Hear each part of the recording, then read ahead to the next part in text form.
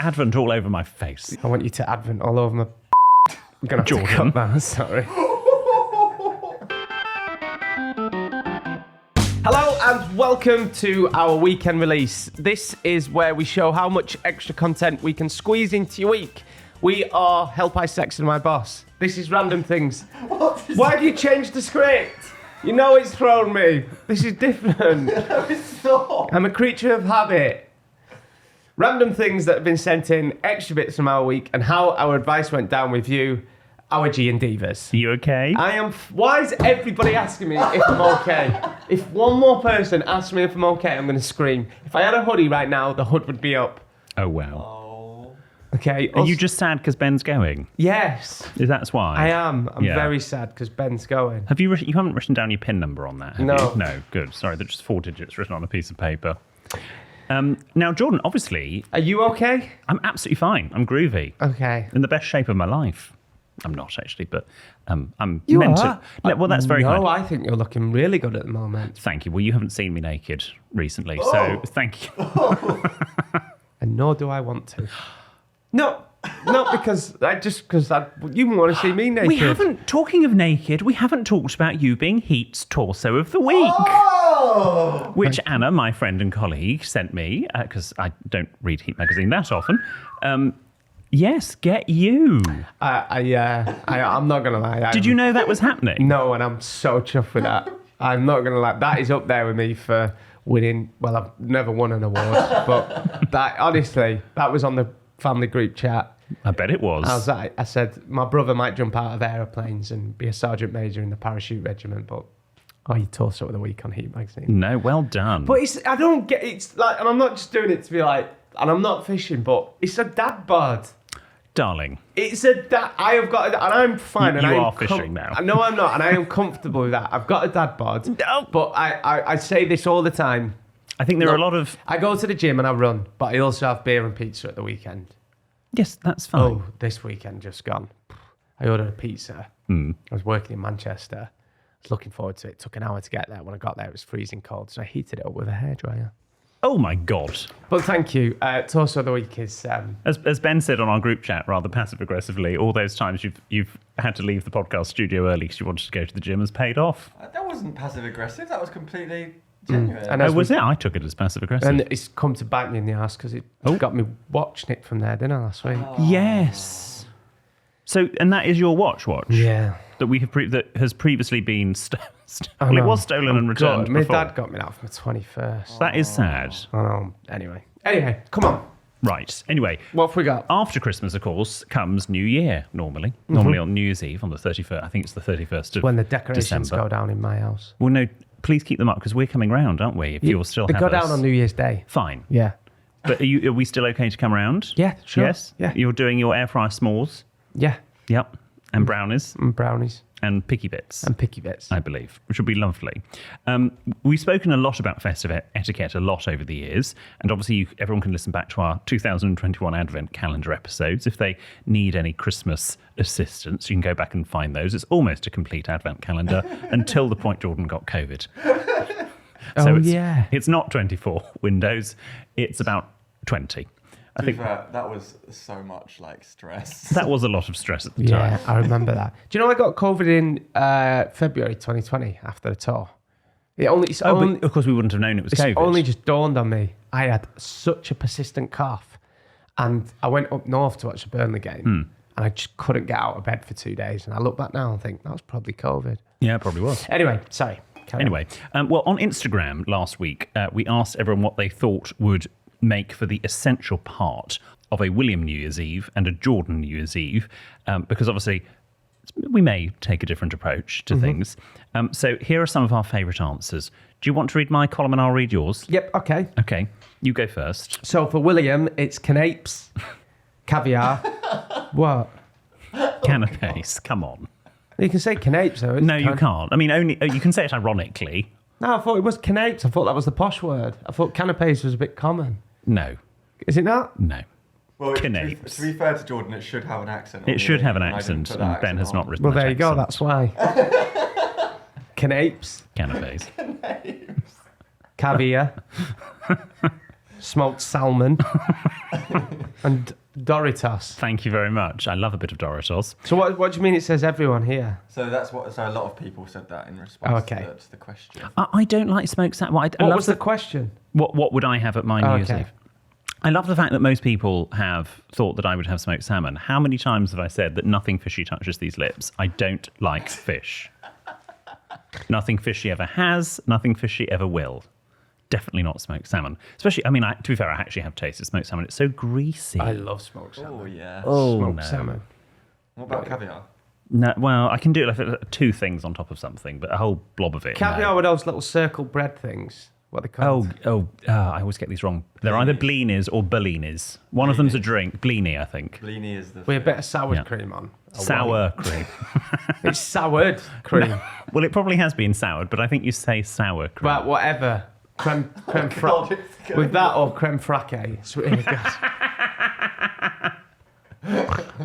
Well, for Jordan's column, Just at the time of recording, just went mad at Ben because an advert I had to read, I said, this is just stereotypical Route 1 Northerner stuff. And I'm now playing the stereotypical Route 1 Northerner. Carry Jordan, on. that's your career. True.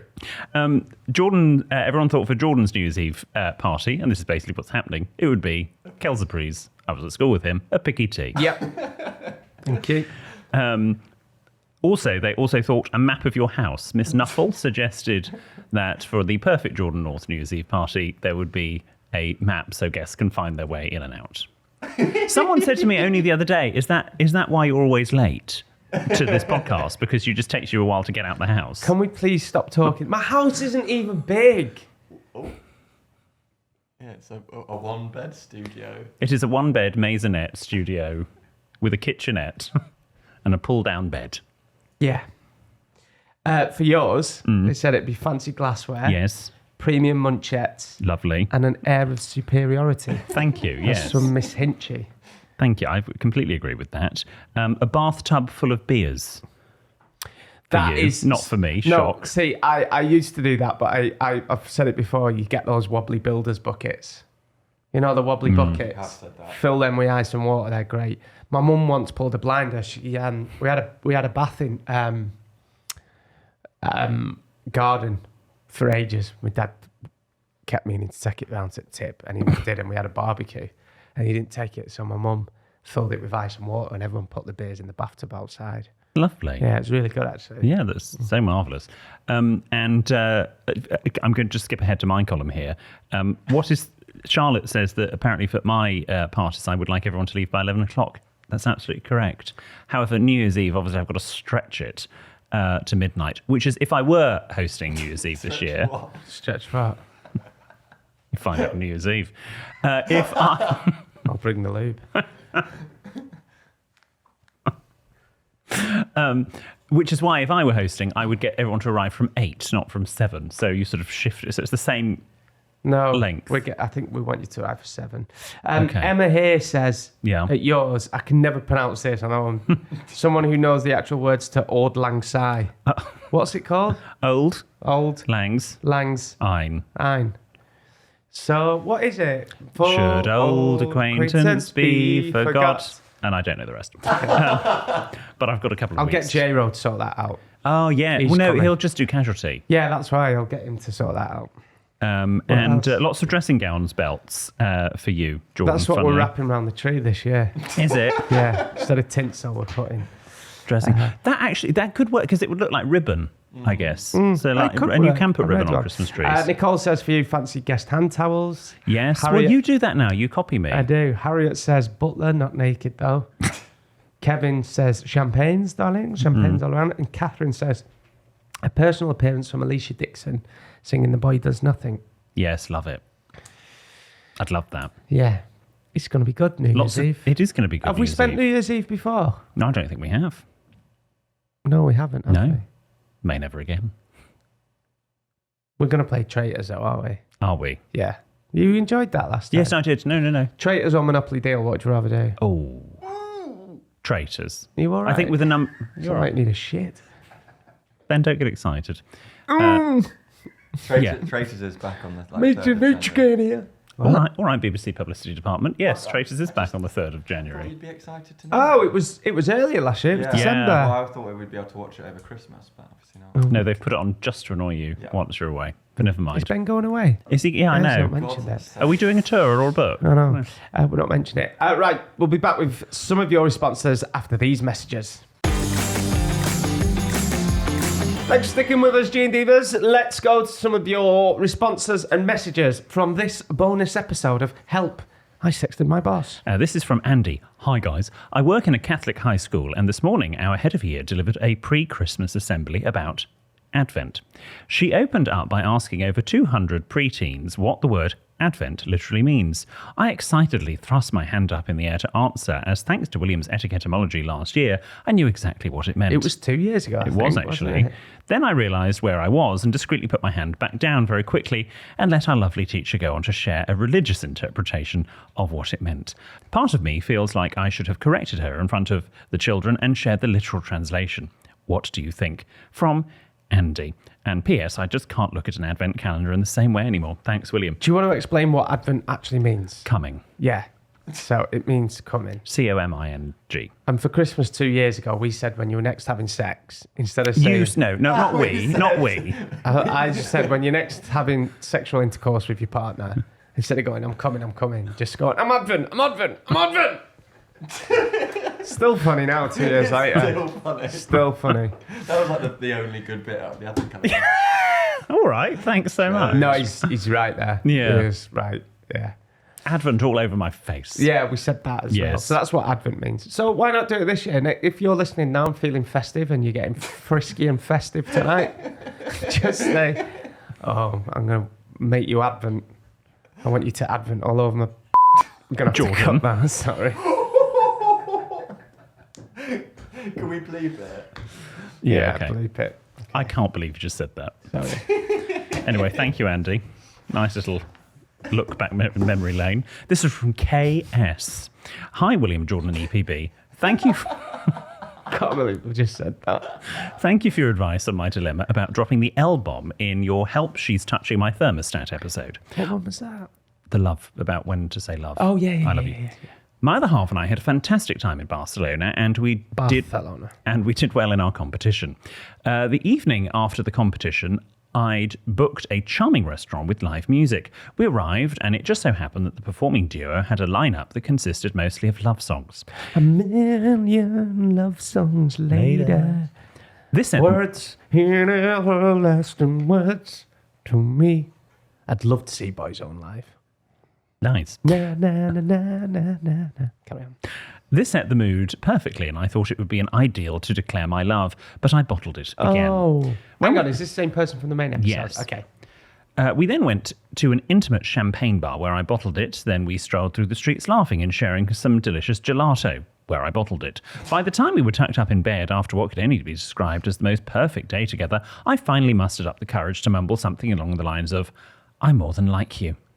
Feeling as pathetic as that sentence sounded, I finally told him I loved him and was elated to know the feeling was reciprocated. Oh, yes. Since returning home, we have toasted to our love the right way, with a G&D. Hope you have a healthy, happy and magical Christmas. Thanks so much for the podcast. A very loyal G&Diva. I'm in the top 0.5% of listeners according to Spotify. KS. Thank you, KS. Well, that's lovely. We're That's glad to know that amazing. you plucked up the courage and it all turned out well. See, we do genuinely help people. Yeah. It's not all about dildos under beds and stuff. No. And hamsters in hoovers. Yes. We do genuinely help people. Exactly. This is from Beth. Hi, Jordan, William and producer Ben. They're an avid listener. The strangest thing just happened. I was in an Uber home from my boyfriend's house where my driver, Khalil, was listening to a weekend release episode from September 2002.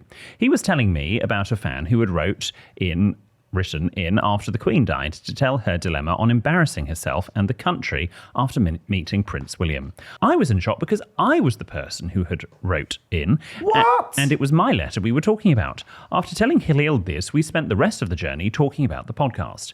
Thank you for connecting Halil and I and all of the G&Divas across the country. Love, Beth. What are the odds? That's bonkers. Such a small world. So she got in his Uber. He was listening to a podcast episode of Help I Sexted My Boss. The letter that she wrote in. Well, written, but as she wrote. That's Beth. It's such a small world. That's what my mum says all the time. Yeah. I'll say, oh, I bumped into Kath in town who you used to work with. Did you? Oh, it's a small world. It's like, she lives 2 streets across from me. It's a small world, isn't it? She literally says it all the time. Well, hello to Beth and Khalil. So, hello to both of It you. is really a small world, though, isn't it? Yes. It is. When I was in Skegness, did I tell you? What? First morning, I opened the balcony doors Yeah. to the beach, and I'm jet lagged. So Was this just before you became Torso of the Week? Yeah. Yeah. And I'd opened the balcony door. I'm not even joking. And you could hear the waves crashing against the beach. It was beautiful. It's like 6 a.m. It's a big current in Skegness. And a bloke walked past in a Burnley shirt. And I thought, everywhere I go. It's a small world, though. Did he recognise you? I was on the balcony. Oh, okay. Didn't see you. I didn't No. see it. But it's fine. This one is from Emily A. Ross.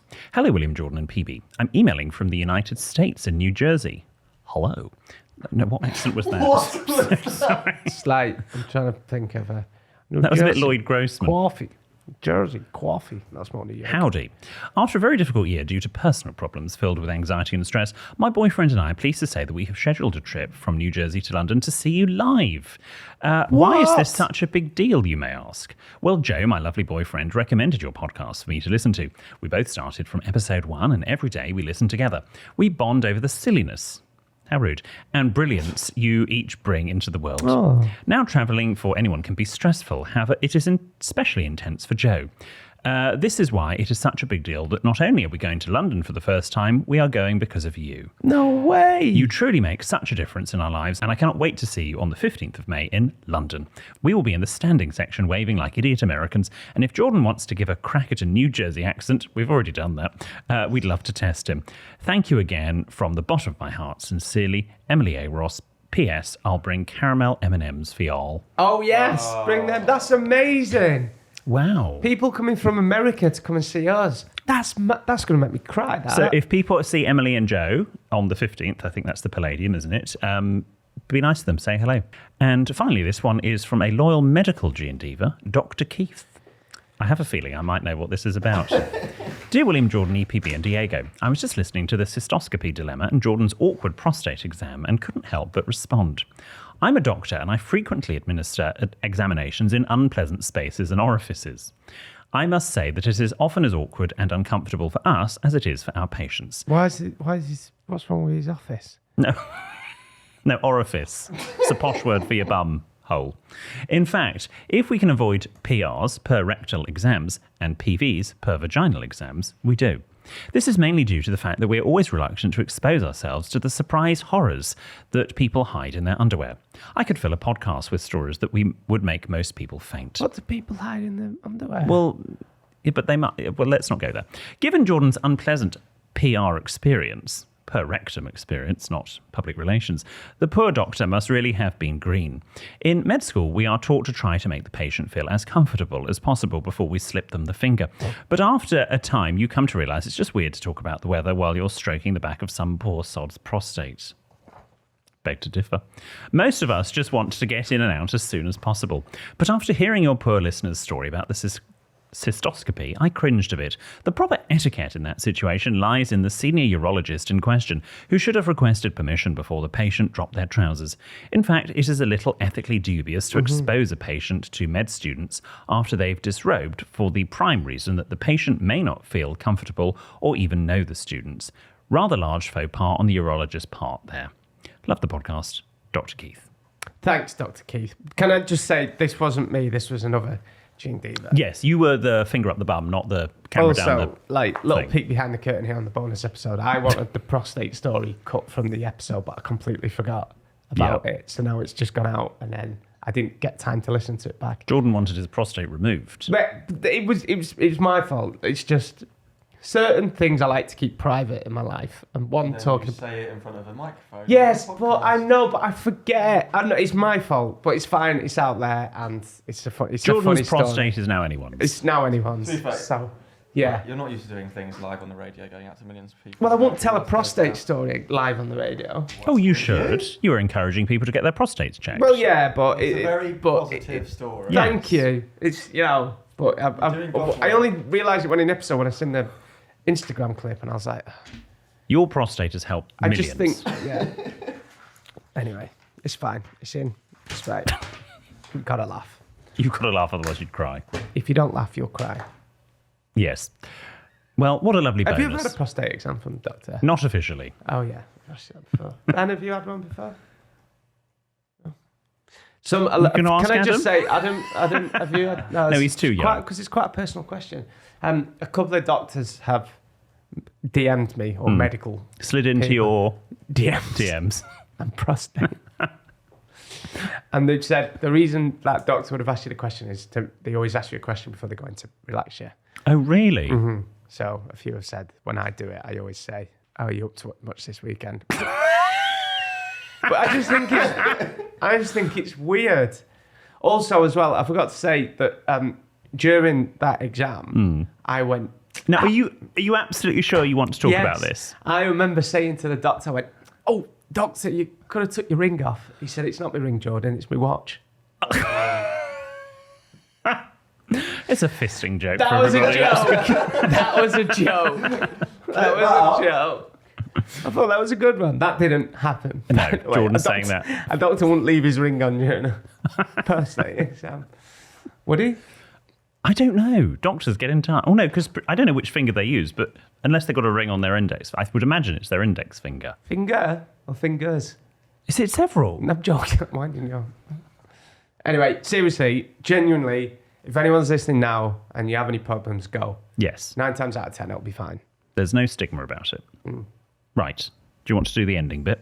So, if you've got a question or a story that isn't a dilemma or a prostate, a problem, this is the place where we can read it out. So drop into our DMs on social media or send us an email to help@sextedmyboss.com with anything that you want to share with us. We also love hearing back from the people we offer advice to. So if that's you, get back in touch with producer Ben for more Sexted news and nonsense. Sorry, my bottle hit the microphone. For more Sexted news and nonsense, sign up for producer Ben's newsletter via sextedmyboss.com. Next week is Ben's final episode. Well, it's his final week. It's his final week.